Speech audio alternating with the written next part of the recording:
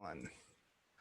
So Lauren White, welcome to the show. And from what I understand, you've got a lot of credits: actress, producer, spokesperson, creator. And give me an example of something that you've created when you say creator. Well, thank you for having me. It is a pleasure to be here. Thank you. I would say, sorry, my mom was calling me. Of course, she has to call me right now. Let's see. As far as creator, most recently, actually in quarantine, I created an edutaining PSA called COVID-19 Stop Spreading That Shit. Yep. And I think it's a minute and a quarter. And it was just something to be creative, but also kind of cheekily help people maybe stop spreading this stuff because they were doing things that maybe they weren't thinking about. Or because let's be real, being educated is boring, but being educated in an entertaining way, you might actually retain it or kind of think about it a little bit more. Mm-hmm. So, ultimately I wanted to entertain people, but if we can, stop spreading coronavirus, that'd be great too. Mm-hmm. Yeah, edutaining. I took a note of that word, edutaining.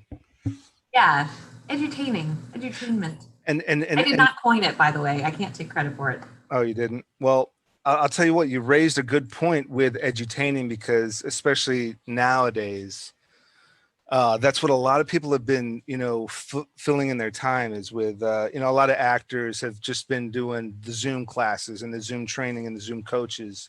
I've done a little bit of voiceover coaching and classes online, and then as a producer, a previous guest of mine wrote this book, The 3-Minute Rule. So I've been reading a lot, but edutaining, and so that's probably going to be a part of the new normal is edutainment, because there's all this hype over the universities and the schools and how they're going to teach now and things. And our attention span is so short anyway. But then just being in front of a computer, at least when you were in college in person, you would go from building to building on campus, or if you commuted, you went to campus or whatever. There was a little bit of a breakup between things, but now it's just Zoom to Zoom to Zoom or Google Meet or whatever. It's all on the computer or the telephone. Mm-hmm. So yeah, it's difficult.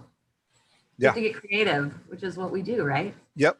And we have to adapt and overcome, and edutainment might be, that permanent next level as far as, schools and education and PSAs and online courses. And it's got to, I remember I enlisted in the military about 10 years ago, and the online courses had videos and they were boring. It was just one guy standing in front of a green screen, and he might have the DOD logo behind him. And it's just this guy talking. And now they actually go the next level, and they do these reenactment videos, and they do these scenario videos that are a bit over the top, to keep the attention span and get chuckles, but it's also still lessons learned. And even when you're out at the bar and there's that drunken asshole, at the bar creeping out the ladies, it can be funny, and then it can turn into a problem. But the people watching these courses, if it's sexual harassment or if it's EO, they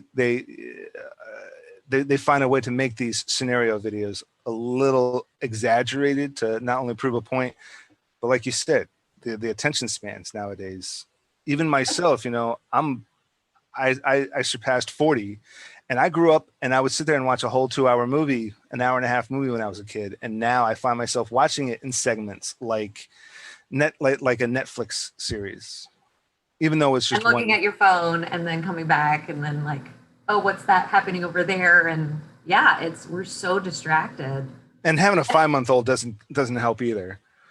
But then you're napping in the middle of the movie because you're so tired. Hopefully he's napping. You're watching the movie and you're like, and then I zonk out, and it's 5 hours later. Yeah, you're right. So Lauren, tell us a little bit more about yourself. Actor, what have you been up to? How have you been coping with this downtime? I mean, I'm kind of doing what everybody else is doing, the Zooms. It kind of, when it first started, I think it was scary, and but it was kind of like a nice break. It felt a little bit like vacation. It was just like, oh, okay, there's no pressure to do anything. And as we've kind of gotten farther into this thing and it's becoming kind of the new normal, so to speak, it's been interesting to kind of adapt and see how things have changed. And really, it's been a chance for me to kind of catch up with people and do things that I didn't have. I shouldn't say I didn't have the time, but didn't necessarily make the time for before. Whereas now, since our days, I mean, to be honest with you, I feel like I'm almost busier. And I think it kind of has to do with that. Before, you had the drive time between your house and the location, or the location and the location. And now it's just, there's no break because we're all online. And so it's almost like, well, yeah, you have a 10 to 12 and then a 12 to 1 and then a 1 to 2. And it's like, oh, I need to go to the bathroom. I need a break. And now those bathroom breaks are going to be twice as long, and you can only have, a third of the people allowed into the bathroom at the same time. And it's crazy. Yeah. And you wonder, they say, what was it the other day? There was something about, it was a car ad on the radio. Because when I leave the house, I leave the radio on for the dogs. And I think it was Kia was like, we're disinfecting our sales floor. And I was like, the fact that a car dealership is advertising that they're disinfecting is such a weird concept. Yeah. I mean, I'm grateful, but what world are we living in that you have to go buy a car because they're disinfecting their sales floor? Yeah, and I did a Bob Bell commercial about not 6 months ago, probably a year ago, and then they started finally coming out, and then they started intermingling the whole disinfectant bits within the commercial, and I don't remember us shooting that. It definitely wasn't COVID at the time when we shot that. It's your lips saying something else, and then we're disinfecting the floor. Yep. But not it would be my scene, and then they would cut to like a slow-mo of somebody with rubber gloves, cleaning the car, cleaning the desks. Hey Bob, hey, it's us over here at Bob Bell. We're taking fewer customers a day for your safety, but we're still here to satisfy your car shopping needs or whatever the case may be. But they were intersplicing the whole sanitation shots within the stuff I shot, and yeah, so it's unique to see them what they're pulling off and stuff like that. So, but yeah, a different world.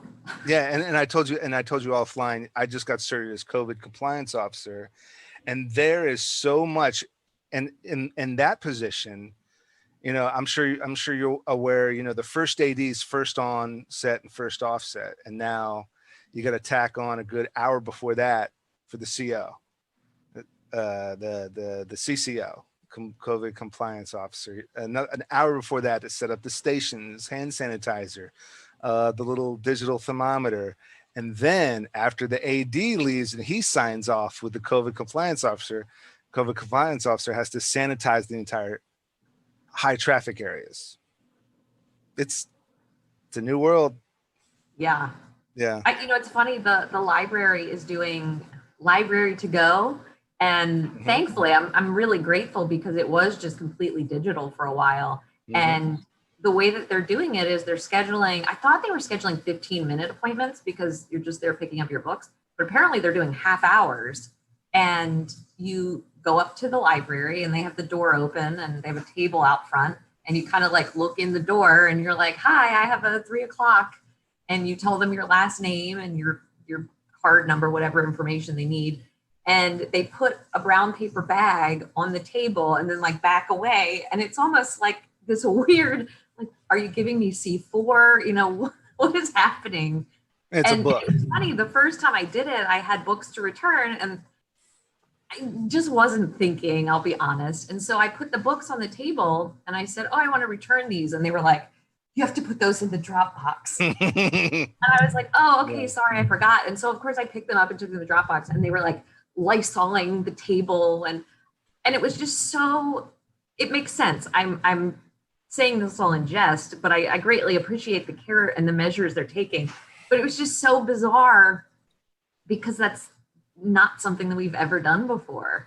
Yeah. And it seems so extreme, but again, I'm very grateful for the extreme measures that they're taking. But yeah, it sounds like it's the same thing. Like anytime something touches something, you have to clean it because you don't know.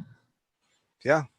Yeah. CCO rules is like, if it's high traffic, it's got to be sanitized, 3 to 4 times during a shoot day. So, I mean, that goes without saying, the dining tables and chairs, the bathrooms, latrines, washrooms,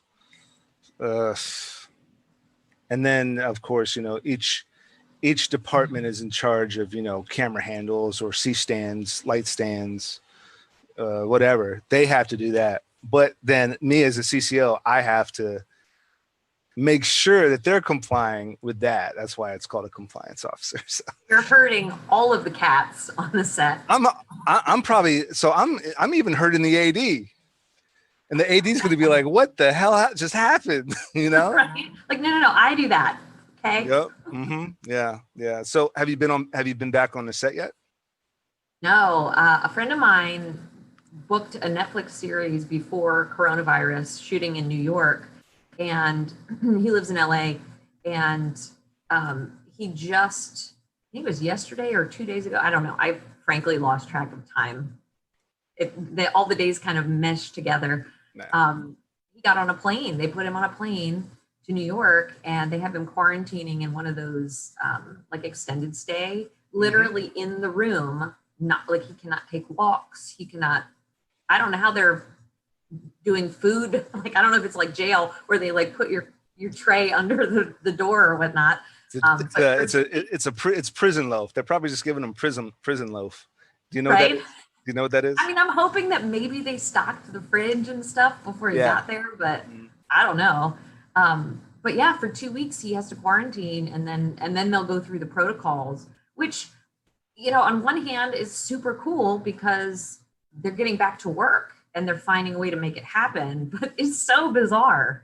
It's just such a weird thing to think about, and for the cast and crew to have to be in jail for 2 weeks. Yeah, in quarantine. I remember March 12th was my last gig on a set, and they wrapped early. They said, show's over. We were setting for a concert, and so they said, wrapping early. And as we were wrapping, the wife was calling me, and so Gabriel's not even a month old yet. And she's freaking out. She goes, I need you to go to the grocery store. And it felt, and looking back, it felt like, when The Walking Dead did flashbacks of like day one of the zombie apocalypse. It really felt like that urgency and that kind of paranoia and that kind of general fear. Like, we don't know what's going to happen in April, May, June, but there is this pandemic. There is this, disease going around. And of course, a month or two later, it's like, okay, not so much worry. Of course, precautions and safety, but it's not viral zombies or, rage zombies or people coming back from the dead or anything. But yeah, there was that fear for first couple of days, especially just having a newborn, like a baby boy. So it's like run to the store and get diapers, get extra diapers, extra formula, as much Clorox wipes and hand sanitizer and toilet paper and paper towels. That was that major fear back then in March and April. And then finally that died down, and everybody, and stuff like that. And so I figured, luckily I save. Luckily me and the wife both have like these financial backings that we do, and these savings that we do. And we were always smart from the get-go. But production wise, I've always, for example, like have you ever seen a movie called ATM? I don't think so. And so three people are trapped inside this ATM, one of those ATM vestibules in the middle of a parking lot. And there's a fourth person, a serial killer, just kind of waiting for them to come out so he can attack them. And that's it for the cast. Wow. And so I'm, for years, I've always been looking at these independent films and what can one pull off with like no money or very little money and very few actors and crew and maybe a week or two of production, and pull off a feature film or a series or whatever the case may be.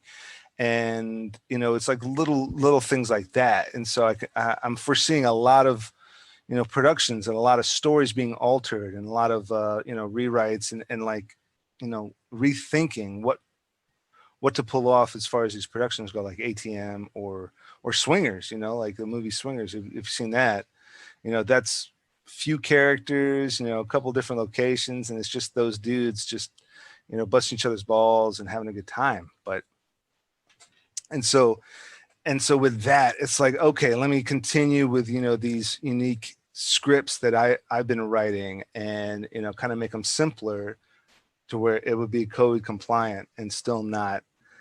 I gotta put like 40 people in an extended stay. I gotta like ultra stagger these actors within days, within hours of days. And run with skeleton crew. And I think it's going to be interesting to see, because I'm in agreement with you. I think it's the cast and crew are going to be narrowed down. And it's going to be interesting to see what they do with CG. You know, are they going to do background with just fake people? And if they start doing that and the cost comes down, is that going to be the way things happen from here on out, instead of having to pay background, overtime, meal penalties, what have you? So it's just going to be really interesting to see. I think you're right, especially on the independent side. There's going to be a lot of just trimming the fat where they can. But the big studios, it's going to be really interesting to see if the networks and studios start CGing things that they don't. I mean, because it's gotten so good. We watch these pictures and we're like, wait, that's not real. Yeah. So yeah, I don't know. It's going to be interesting. Absolutely. And I think even, you know, looking back at the first 10 films ever made, you know, like the 1920s, the black and white silent movies, like Nosferatu, I think had a cast of 5 characters throughout the whole movie. And back then there was no sound, but still today, you know, it could be a sound guy, it could be a camera guy, one lighting guy, a director. Everybody else might be just doing Video Village remotely or whatever the case may be. But it's going back to like these old kind of Renaissance ideas, but doing them in a new, different way as well. You know, like you said, CGI. I mean, Nosferatu was on that boat, right? And he got out of that coffin on that boat. They could do that CGI, but still, I think there's only 2-3 people in that scene when they were on that boat, and so it's kind of like that rethinking the old as like a renew type of production until, you know, there's a vaccine at least. But once I get vaccinated, I'm pretty sure, you know, I'm fine with going outside and giving people hugs again if I'm vaccinated. Now, I'm not a medical expert, but yeah, but cross my fingers. Yeah. But yeah, so have you been, since you've been inside, and have you been watching anything, reading anything, binge watching? Yes. So taking walks. So what sticks out of your mind as far as something that's really like blown you away or just helped you cope? Or I just finished pardon me, I just finished Marie Forleo's book, Everything is Figure Outable, and that was kind of interesting. It just kind of made you think in different ways. I just started Kevin Hart's book. What is it? I can't write this. I can't write this. Like oh, okay. And he is, of course, ridiculously entertaining and has some stories. And but the one show that I've watched recently that really did, I mean, I can't say it blew me away, like, you know, it did, was Mrs. America. I hadn't heard anything about it, and I kind of stumbled on it, I think on Hulu, and I was just kind of curious. And it's basically, I don't know if you're familiar with it or you've heard anything about it, but it's basically about, it kind of centers, it's about the women's movement, but it's kind of centered around Phyllis Schlafly, if I said that right. And she was the leader of the anti-feminist movement. Mm-hmm.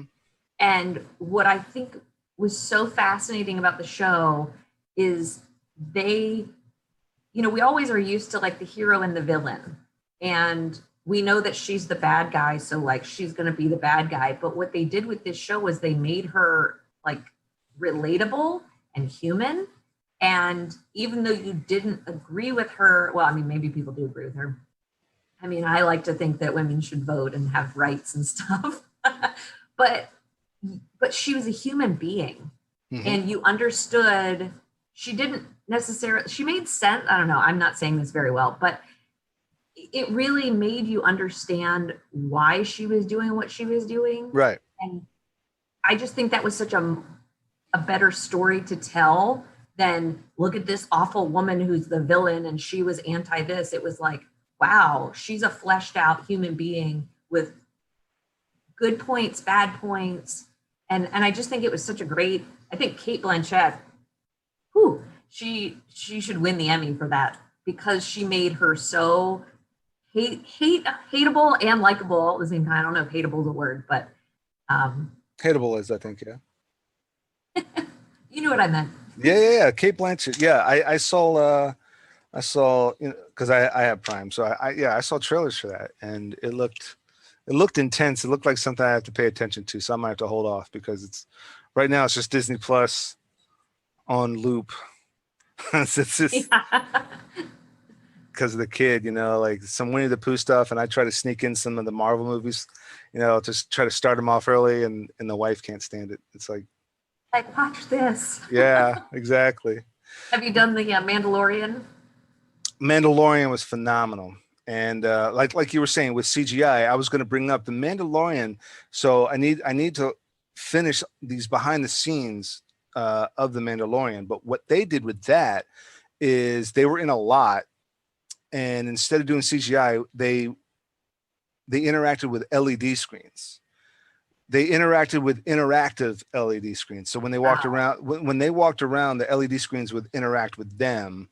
But then they filmed that, you know, on 4K red or whatever camera system. I can't remember at the moment, but that was the technology instead of like, you know, CGI, poor CGI. It was all LEDs. And so they would build that universe, you know, within the LEDs. And then that is, you know, what they were walking in. They were walking around this whole studio. So, and I actually discussed this on the show a couple episodes ago where, you know, Gone with the Wind, you know, they had painters, you know, that painted that sunset in that magical ending scene of Gone with the Wind. You know, they had painters paint that sunset. And so now, and then we progressed to CGI and then we progressed to like actual live action practical stuff, you know, Indiana Jones, they were actually out in the desert and so on. But then, you know, we progressed to CGI and the Matrix and, you know, the later Star Wars movies. But then now it's like kind of going back to that painting the walls, but instead it's an LED digital CGI wall that that the actors are interacting with. So they're seeing where they're at, you know, on planet Neptune or Naboo or whatever. They're feeling like they're everything. Yeah, they're feeling like they're on that desert planet Tatooine, but so that gets a better performance, you know, like in Gone with the Wind. Even though it was a studio, they saw that sunset on that wall, and they were able to, you know, accurately emote an emotion, you know, evoke an emotion by that.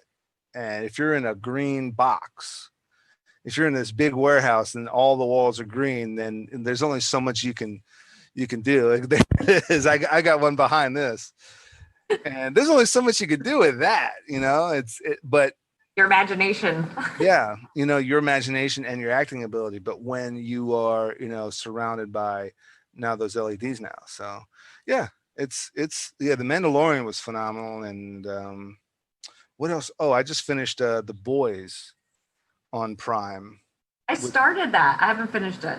Must finish. It's dark. It's like you said, you know, they did, you know, they took that Mrs. America kind of approach to superheroes, you know, like these are superheroes with superpowers, but they're human beings. So they're fallible, and they might be douchebags. They might be, you know, assholes, or they could truly be evil underneath, you know. I don't want to spoil too much, but like humans. but they're humans, and humans are fallible. Humans are selfish. And like you said, back to Mrs. America, it touches upon the fact that human beings are, innately selfish. Kate Blanchett's character, I forgot her name, but Phyllis Schlafly. What is it? Phyllis Schlafly. Phyllis had an agenda. Totally. Back then. She has an agenda. And she like got the wagon circled, and she was sending out newsletters. She was like typewriting. She was typing letters on a typewriter and mailing them out. And yeah, I mean, with the limited resources that they had back then, she was all in. Yeah. I mean, 10 years ago, I was a bachelor and I had a totally different agenda. But now I'm married and have a kid. My agenda has completely flipped, and it's humans are selfish, and it depends on, you taking your selfishness to what level, and to what conviction, or not conviction, but to what malice you're willing to push that forward. But of course, now that I'm a dad, I've got a totally different agenda than when I was a single bachelor. I was, and things of that nature. So I can totally understand that, no matter where you go, there you are, I guess, I don't know, kind of lost my train. It's so interesting. To me, people are really fascinating, and I like figuring out why things work, if that makes sense. Mm-hmm. And so instead of just like that woman was wrong, and I mean even the super villains of real life, the Napoleons, the Hitlers, they were human beings, and there was something in their DNA that made them think that the way they do. And I'm totally against it, don't get me wrong, but it's just to kind of see the other side of their personal life, or how they related to their kids, or it's like, oh, well, that's a side of them that maybe we didn't know, or maybe they're just horrific people all the way around. I don't know. But I think it's just such a more interesting thing to look at somebody as a 360 than just that particular one side of them and judge them on it. Yeah. Judge them on it, but then like see the other stuff too. If what little history, I can remember, from whatever history studying or research I've ever done, Hitler was an artist, and he was shot down by, art critics, and he couldn't sell any of his art. He wanted to be an artist. He was a veteran from World War I, and they lost. So he's bitter about that. And then, he's just shot down by art critics. And so he blamed Jews because a lot of them were in the art scene. And so every human being comes to this impasse, and they either go left or right. And he just chose to go down the wrong path, which just turned into one thing after another thing after another thing. And he chose that darkness. And so because of selfishness, now because of my selfishness, I'm not going to let others, dictate who I'm going to be. I'm going to let my kid kind of dictate. I'm going to let my kid dictate how great of a father I'm going to be, of course, but that's really me dictating to myself, listen, your podcast gets shot down. Somebody doesn't like your film. Someone doesn't like your web series, whatever the case may be. Okay, I'm just going to keep doing what I want to do and what I love to do. And I'm pretty sure. And another piece of advice that I've always had in my mind is, if I can't brag about it to my mom, don't do it. My mom does not like half the shit that I make or do. She doesn't like it. But I could, embarrassed by it. but she's not humiliated. She's not ashamed of me. You know what I mean? And so, like, everyone has an agenda, but there's ways of. I don't know. There was really no way for Hitler to do what he wanted to do without being evil. So yeah, you're right. I'm in there with you, where I have two nieces that are mostly grown now, but kind of it's always been, can they watch it and not have me be mortified if they saw it? Yeah. And there was a time I don't even remember when this was, but there was a show on a cable network, and it was a 2 or 3 episode recurring character. And the situation that this character ended up in, I had to really think long and hard about it. And I was like, no, it's not art. It's not something that I would want them to see and be, I guess, be their role model. And I just thought, no, I'm just not even gonna, I just don't want that in my sphere. I want to bring joy and light to people, and, you know, so I'm with you. Yours is your mom, but mine is my nieces. Sure. And you bring up a good point. Now that I got the wife and the kid, you know, it's like, would I want to be the bad guy? I mean, like a bad guy, you know what I mean? Like a rapist murderer in like one of those cartel movies like Sicario or whatever, like a bad dude. And my easy fix is, is he old enough to watch it? You know, like I'll just say, like, you're not old enough to watch this yet. But by the time he's 15, 16, I'm like, hey, bud, dad's an actor and a filmmaker, and that's a fictitious character, you know. You know, like, and even thinking about, you know, the professional wrestling world, you know, like if so-and-so is a bad guy for a good year or two, what does he say to his kids, you know? Because because wrestling even has a blurrier line about what's real and what's fake, and what's scripted and what's and what's not. And but they're a version of themselves. Yeah. And it is. And these are actual versions of themselves. Yeah. But yeah, I think, you know, Eddie Murphy kind of took that turn. You know, he started having kids.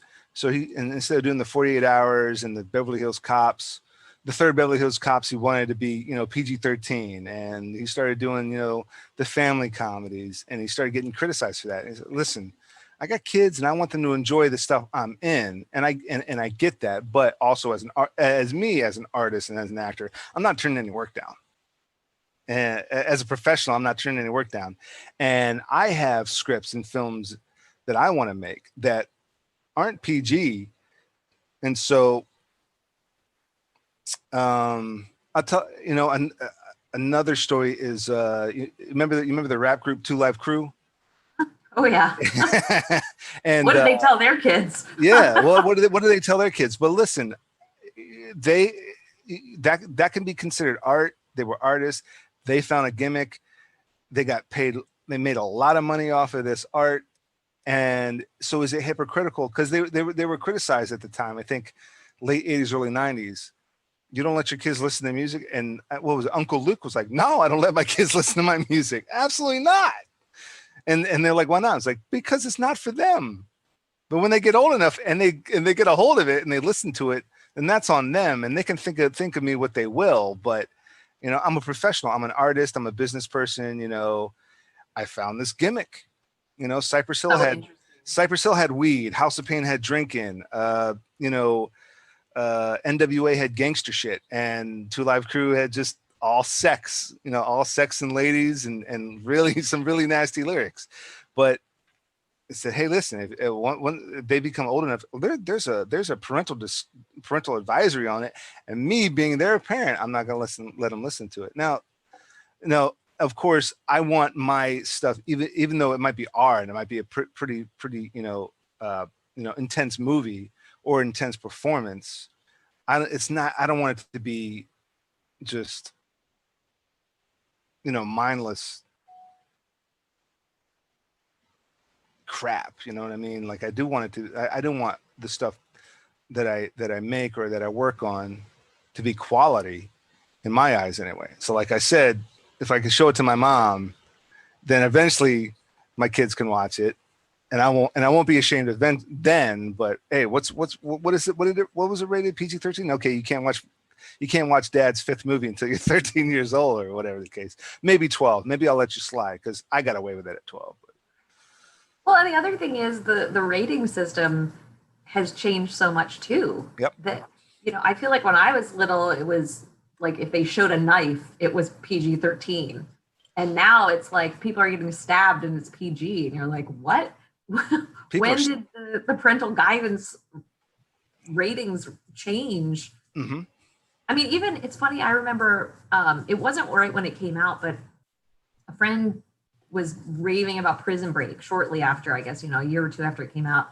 And we sat down and binged the old school way on DVDs. Yep. And I remember thinking that show was so violent. Yeah. And like so violent and not gory, but, you know, violent, I guess is the best word. And I recently watched an episode or two and I was like, wow, it's not violent. It's still very violent, but by today's standards, it's really not. Mm-hmm. And that's only been what, maybe like 10 or so years. Yeah. I mean, that's maybe more than that, but that's not huge. It's not like decades and decades have gone by for us to be so desensitized to that. Yeah. And you know, that's why they're the TV ratings. But at the same time, I think Prison Break came on at Fox on one day at 8 o'clock. But another day, The Simpsons came on at 8 o'clock on Fox. So yes, The Simpsons has a TV PG rating. Prison Break has a TV 14, but it's also at what times and at what audience are they still targeting? Even though you're giving me the warning, but it's like it's on at 8. It's Not on 10. Huh? Not 10. You know, like the 8 and 10 o'clock slots are two Right. different things. Yeah, that's a huge difference. You know, like, you know, my kid, if my kid's in elementary or middle school, I'm gonna be like, all right, it's time for you to go to bed, and then we're gonna watch Prison Break at 10, but you watch Simpsons at 8. You know, there's a difference to that. But if I'm correct, when Raiders of the Lost Ark came out, that was in the theater. First was premiered in the theater. That was PG. And at the end, you had those Nazi dudes' faces melting off down to the skull. And I think now, and now that would be R. You know, and well, I mean, I think Last Crusade was PG or PG-13, and there was that scene where he shot one Nazi on that tank, and the bullet went through two other Nazis, and all. Remember those guys just like kind of dominoed off the tank, and he looks at that gun like one bullet did that.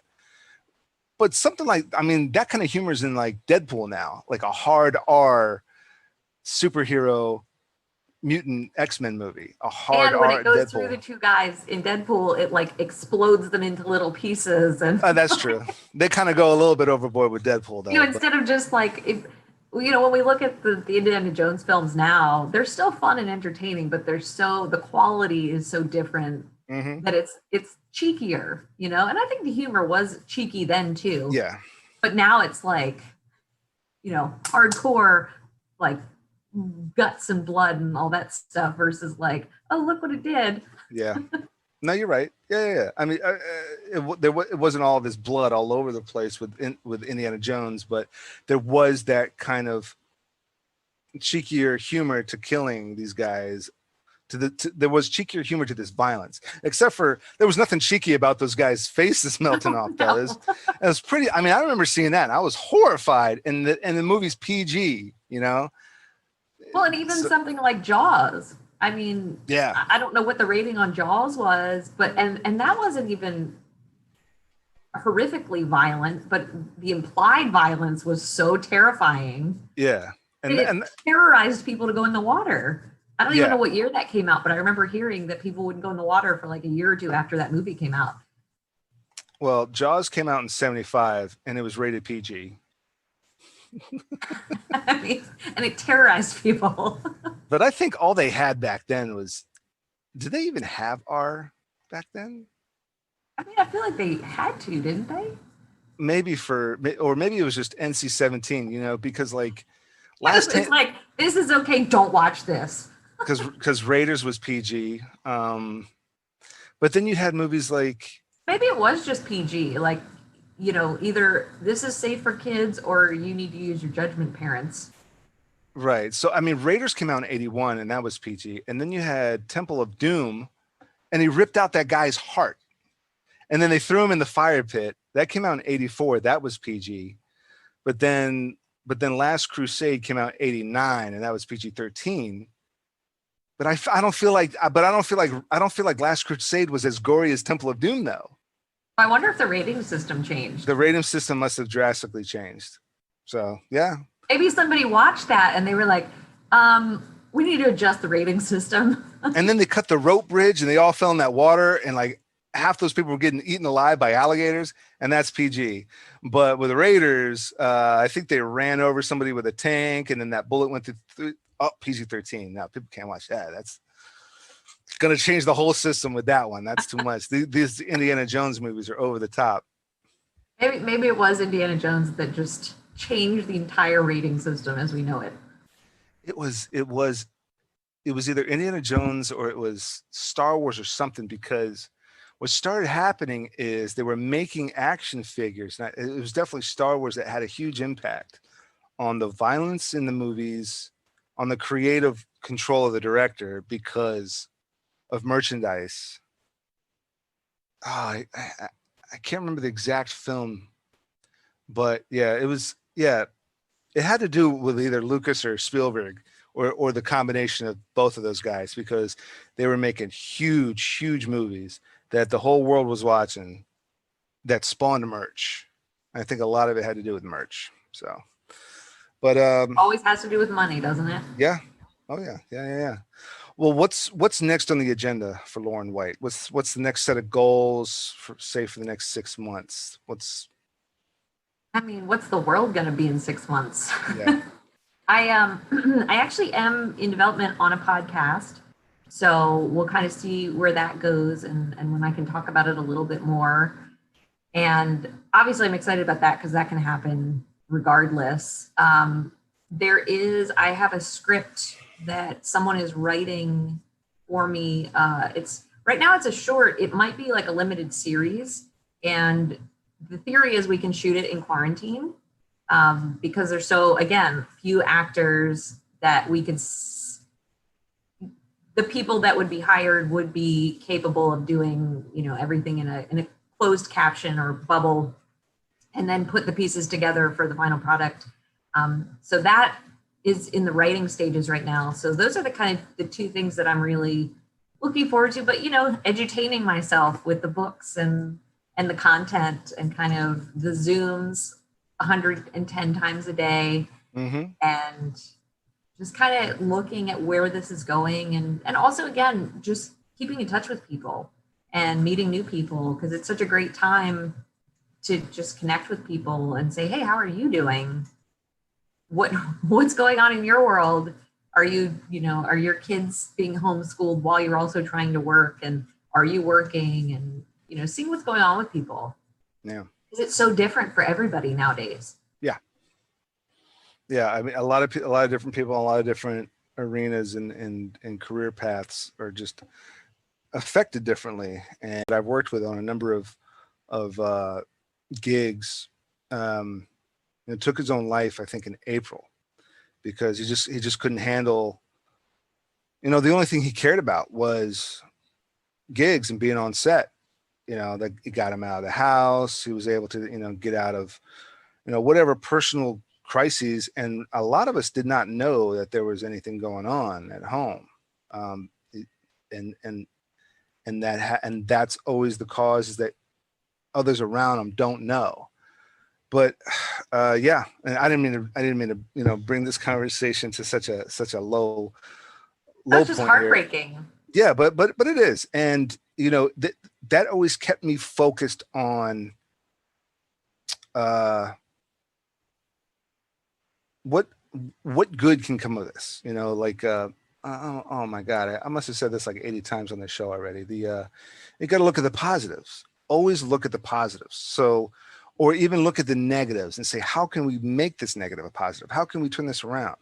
What is, what's the best case scenario to do this? And for me, there was so many other little things that I was able to do.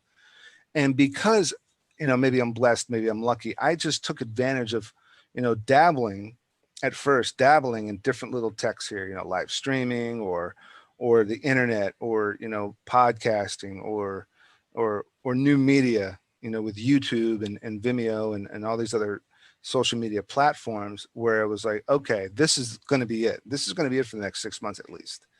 And so I was able to just jump into that seamlessly, as opposed to like, oh man, no more set life. And I love set life. You know, I live for set life and I live for different locations and traveling. But instead of just harping on that and letting that drag me down, you know, because I started acting maybe 5 or 6 years ago, I was also looking in, I always wanted to like figure out how can I work from home at the same time in case shit happens. And lo and behold, 5 years later, shit happens. But, you know, looking into voiceover work and looking into spokesman stuff. And, you know, like you showed me the green screen. I got a green screen. I got, you know, simple 3-point lighting here. I have, you know, some decent cameras, do some spokesman stuff remotely. And now that's all it is remote work.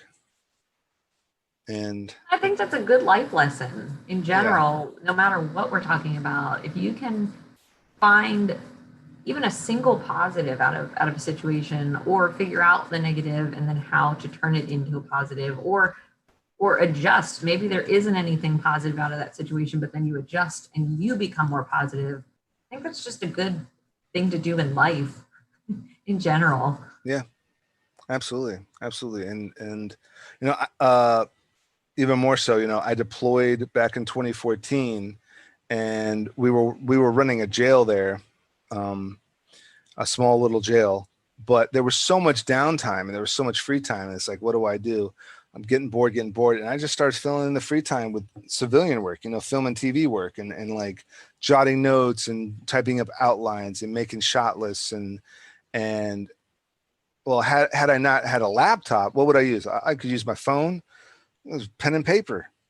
Just pen and paper. And it's like, you know, you just got to look at the positive. Well, hell, there's plenty of pens and papers around that I could grab. I could find a notebook and a pen, find a composition book and a pencil and just do it and transcribe it later, then retranscribe that later. But there's always a positive. There's always something positive to pull out of a negative, or there's always more positives to add on.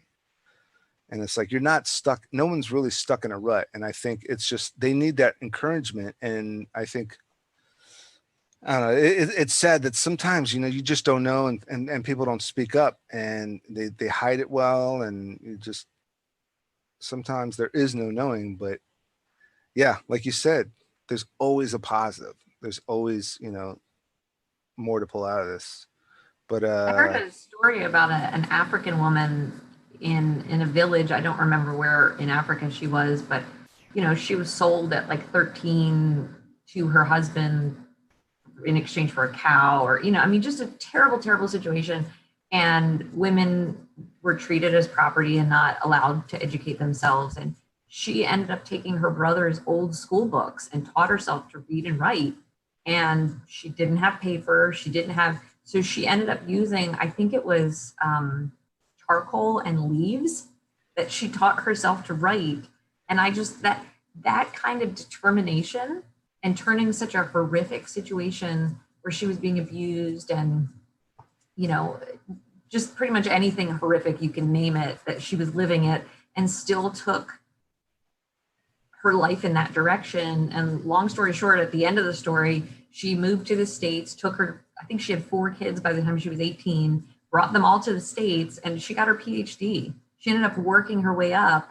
And I just thought, you know, if that lady can do that, we have literally no excuse for not doing anything. right. And that is not, I do not want to take away from people who are suffering with mental illness or whatever they're suffering with, because that is real. And I think often the people who are suffering don't show it. But if you're not suffering with, well, if you are suffering with that, get help.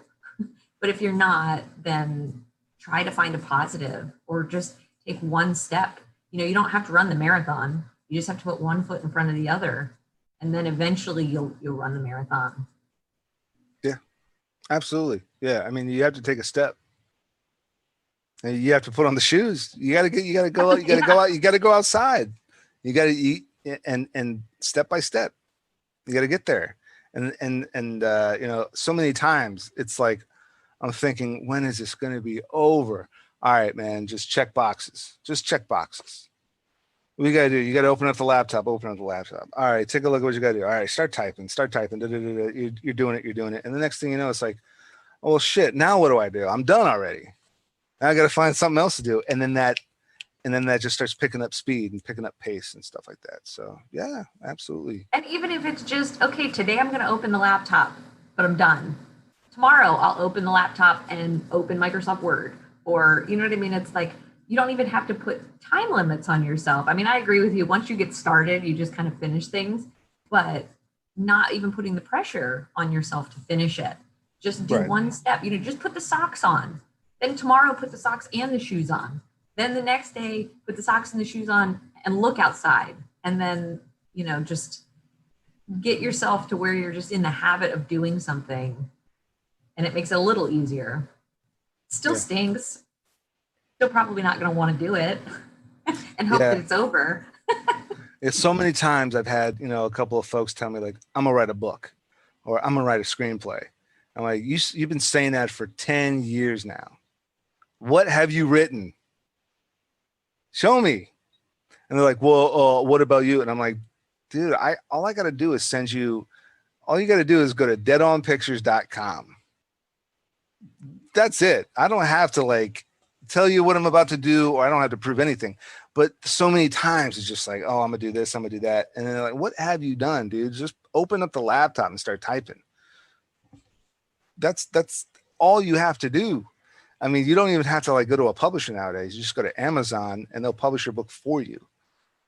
And it's also okay if you don't want to do it. You know, like if you're like, you know what, I did want to write a book and I don't want to now. That's fine. Cool. No problem. Yeah. That's okay. Yeah. Yeah. I mean, you obviously have a more positive and forgiving attitude than I am. I'm like, come on, stop talking about it. Just do it. Well, you're military. Yeah, you're like, suck it up, princess. I'm gonna call people out on like their BS. Yes, I'm guilty of that for sure. I'm good about it when people want me to, because I learned kind of the hard way that I will offer advice or information and it is not warranted, or it's not warranted. It's not, they're not open to receiving it or interested in receiving it. So I usually am like, okay, do you want some feedback? Would you like my thoughts? Are you asking my thoughts? Do you want me to hold you accountable? And then if they say yes, I'm like, okay, what's going on here? Yeah. Yeah. I mean, you know, like when I came back from Kuwait, I lost so much weight. I gained a lot of muscle. And then after like a couple of years, went back to the crap again. But everybody was asking me like, how'd you do that? You know, how'd you get in such shape? And I just stopped giving people advice, like, because I could like sit down and talk to them for 30 minutes about like what I'm eating and what I'm doing and how I'm working out. Because I tried that and they're like, oh, I can't do that. Never mind. And I'm like, the fuck did you ask me for then? So because they wanted you to say, here's a pill. Here's a magic pill, man. But like now I'm just like, hey, diet and exercise. Google, you got to Google it. There's great workouts out there. Check it out. Oh, you don't want to tell me? Nah, I'm not going to waste my time talking about it because you're just going to shut down the second I'm going to tell you step one out of step 1,000, 1,000 steps. I'll tell you step one and you're already going to quit. You're not going to want to finish this. You're not even going to want me to finish because like a million times, you know, like someone's like, oh man, how'd you get all these acting gigs? I'm like, listen, you got to go to this website. You got to go to this website. You got to get headshots. You got to, if you don't have a resume, you don't have to build one, but get some decent headshots and then sign up for this website, sign up for Backstage, Dragon Up, blah, blah, blah, blah, blah, blah, blah, blah, blah. And then, you know, a month later, I'm like, did you sign up for one website? No, man, not yet. I'm like, of course you didn't. So whatever. But it kind of goes back to that, like, you just have to take one step. You don't have to do all of it at the same time. Right. But you do have to do something if you know, you just don't look at it as here's 100 things you have to do. Look at it as, okay, there's 100 things. I'm going to do these 3, and then I'm going to do these 3, and then I'm going to do this 1, and then, you know, nuggets. Just open the laptop and get one, just check the first box. And next thing you know, because like, and you raise a good point, you know, like you get 100 things and I'll say, okay, how'd you do this? And a lot of times what people do, and I started doing this, like, I'm just going to copy and paste this text to you or this email to you. And if a lot of people do that. Here's what you got to do to like get promoted. Right. And there's like 17 things and I'll copy and paste that and in notes on my Mac. and then I'll format it to be a checklist. And then just like check. And I just started doing that with everything, making everything a checklist so that, you know, at least I'm checking a couple of boxes a day, you know, and that's all my tasks is in reminders and notes, all my tasks. And I dumb it down. I'm almost never using Word or Excel. I'm almost never using any of these fancy apps that people get confused and get their mind all wrapped around. Man, I gotta go. I'm like, no, dude, reminders and notes, and it's free on your iPhone. It's a built-in app on your iPhone, you know, and it's little things like that. And not everybody has to use that. And I'm going off on a tangent about, you know, my specific, you know, you must be accountable. Right. I have to be accountable. Exactly. But, you know, I mean, it's just about checking boxes, man. And if you want to like just start something, that's the end all. That's the beginning and the end of it. It's just doing something. Reminders in the calendar are heaven sent. Mm-hmm. When it's like, hey, you have this going on in an hour. Okay, good. Yep. Because we're a human. And again, our attention span is this long. So it's so easy to forget. And especially in the time of Corona, I'll think it's Tuesday and it's actually Wednesday or Monday. And I'm like, oh, I have that. Oh, no, that's today. So thank goodness for those reminders. Yeah. Yeah. And you know, like, you know, like with you and dealing with this podcast, you know, it's like Google Calendar with everything. And that's like the third thing is everything's in Google Calendar. And so I had a podcast with two of my colleagues because we'll try to do a roundtable every week or every other week. And my buddy's like, I didn't get a reminder for it. I'm like, because you have to click accept. You have to do something. You have to click accept. That's all you have to do for you to show up on my podcast. You click accept. When I'm making the Google Calendar event, I'm typing up all the information. I'm copying and pasting it all into the Google Calendar event. I'm running the show. I'm directing. I've got the streaming thing. All you need to do is click accept on Google Calendar, be reminded about it, and open Zoom on your phone. You got 3 things to do.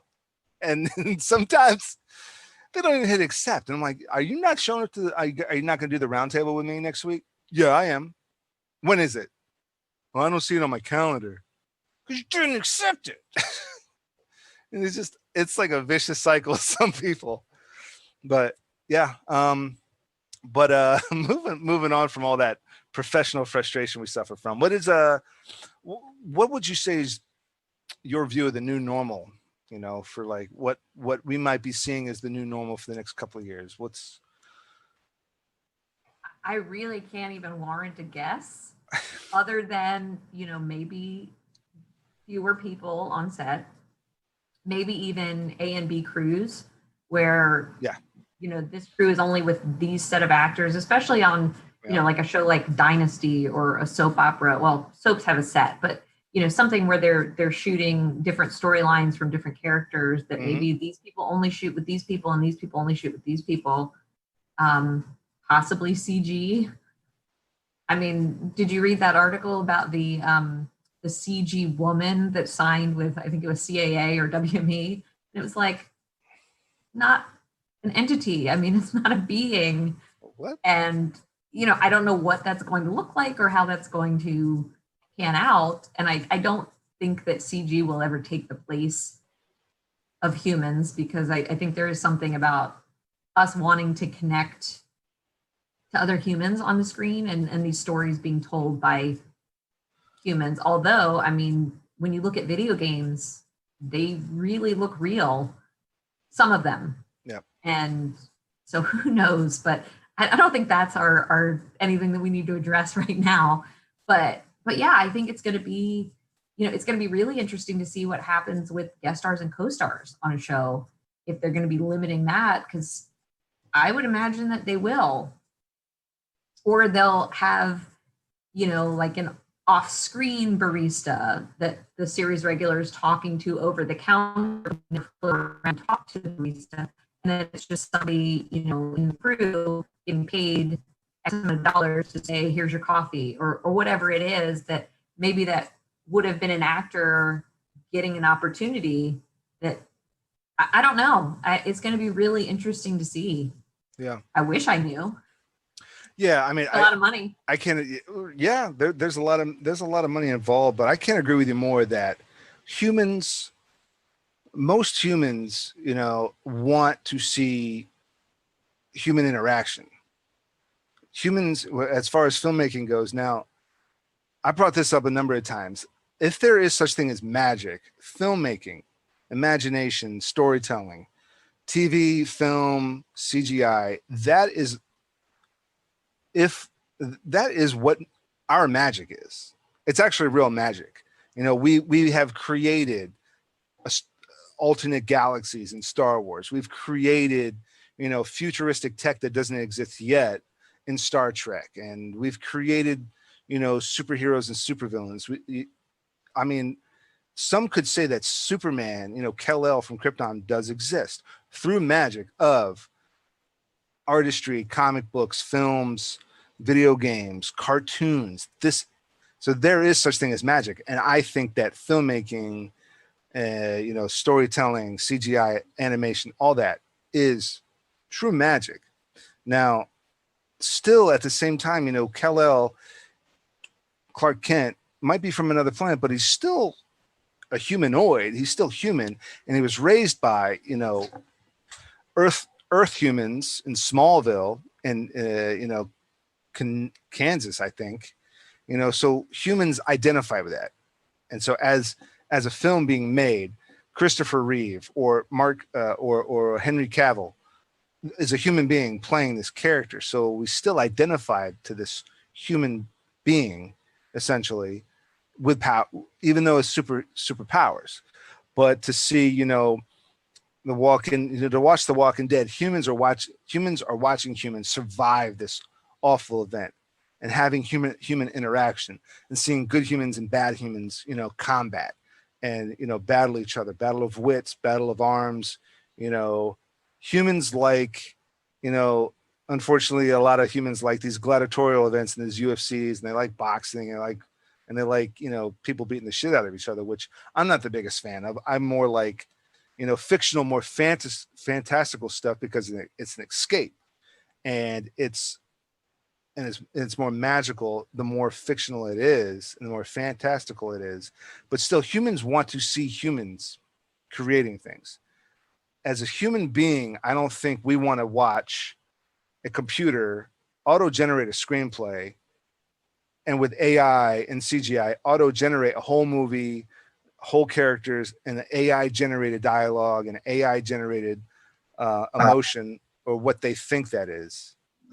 So, you know, I think we want to actually see a human being like Al Pacino and Robert De Niro kind of facing off in heat, and it's that kind of performance that we want. So I don't think that AI stuff is ever going to really make it, unless a computer wants to entertain itself by making its own movies. Then maybe AI is just going to want to watch its own AI movies. But well, even when you look at animation, I mean, just kind of using the Superman example, you have the comic book, you have the animation, and the live action. They all have a place. You know, I'm sure that there is a lot of crossover between people reading the comic and probably watching the TV and the animated and the live action. But if it was only animated, there are a lot of people that wouldn't watch. Right. You know, that maybe read the comic, but then they weren't so interested in the animation, or read the comic and love the animation, but they don't really, because it's so fantastical and, you know, in its own entity, they don't want to see it humanized. But with something else, they do.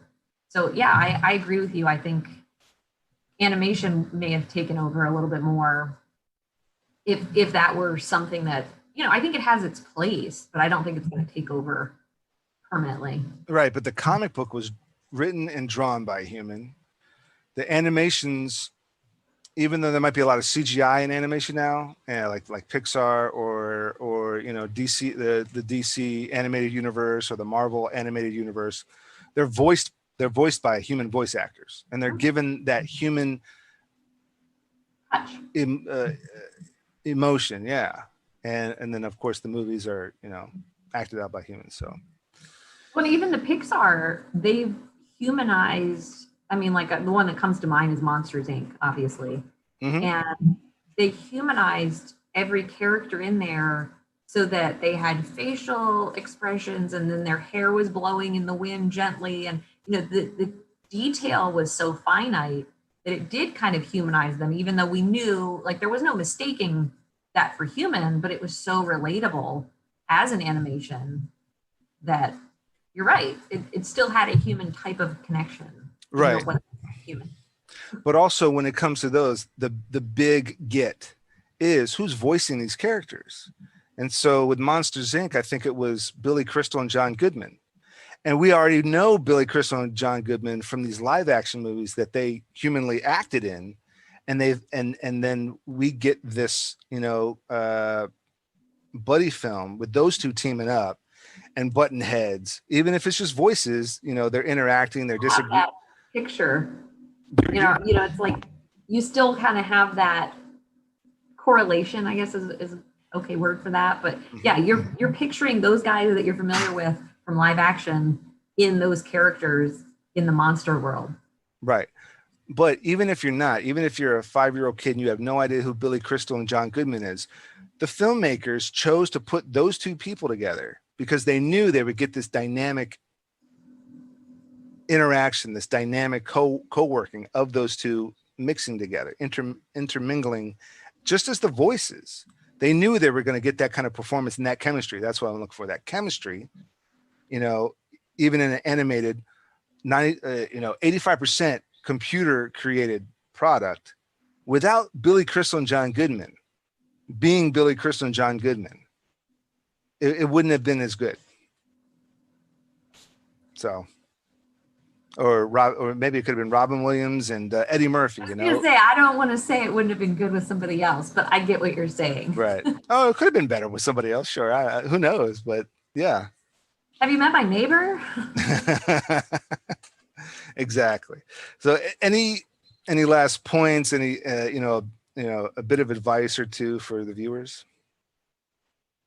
Stay safe and healthy and take care of each other. Be kind. I feel like there's so much, kind of going back to what you said about humans being selfish. Yeah. There's a lot of that being displayed everywhere right now. And it really doesn't take, it's free and it doesn't take that long to just be kind, because you don't know what that person's going through. You don't know what they just dealt with or are dealing with. Maybe they're just a jerk, but sometimes when you're kind, it changes them from being a jerk to being more open or warm. I mean, I've seen that in practice where someone was being a jerk, someone else who was the recipient of the jerkness was kind, and a little while later, I mean, it was like 15, 20 minutes later in a retail store, the person that was being a jerk ended up coming over to the kind person and saying, thank you. And I was like, that's amazing. I mean, it was just, I think once you experience that, it's mind blowing. So yeah. I think just being kind to people, because we're all in this together. We're all frustrated. We're all having a hard time being distant from each other. We all want to go back to work. We all want to see our family, and, just remember that. Yeah. A wise person once told me, sometimes it's better to be kind than to be right.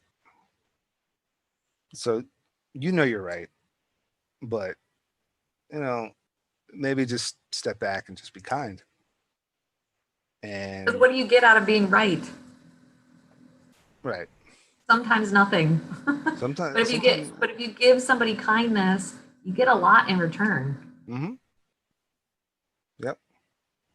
Absolutely. Well, Lauren, I can't thank you enough for coming on the show. And any socials, any links, plugs you wanna put out there?